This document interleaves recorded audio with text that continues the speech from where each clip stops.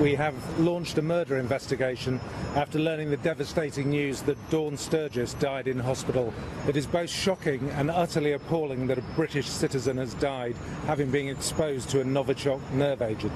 The top British counter-terrorism officer saying today it's still unclear if there's a connection between the Novichok that left Sturgis dead and a man, Charlie Rowley, critically ill after their exposure to the nerve agent last week, and the poison that a former Russian spy and his daughter were attacked with just a short distance away in Salisbury 4 months ago. The big question for UK authorities now, how did the exposure to the Soviet-era nerve agent happen? Given the severe reaction, which now includes one death, police say the two victims must have somehow been exposed to a high dose. Ms. Sturgis was an innocent member of the public who should have been able to go about her daily life without becoming a victim in such an unprecedented and international incident. The risk to the wider public remains low. This is being kept under constant review as further information comes to light. The nerve agent attack in March on Sergei Skripal and his daughter, who are now out of hospital, prompted the biggest Western expulsion of Russian diplomats since the Cold War.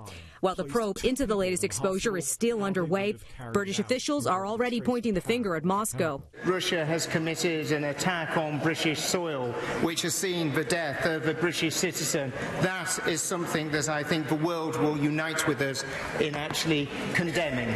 The Kremlin today dismissing allegations of Russian involvement as absurd.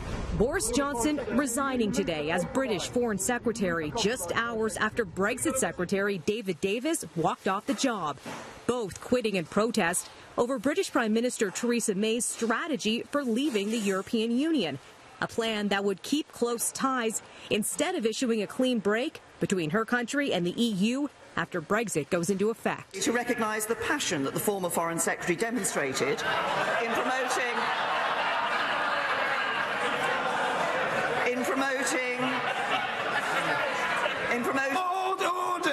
the unseemly atmosphere. Prime Minister. May heckled by lawmakers as she addressed the high-profile cabinet resignations. Amid the growing political crisis, European Council President Donald Tusk calling the situation a mess. The mess caused by Brexit is the biggest problem in the history of EU-UK relations.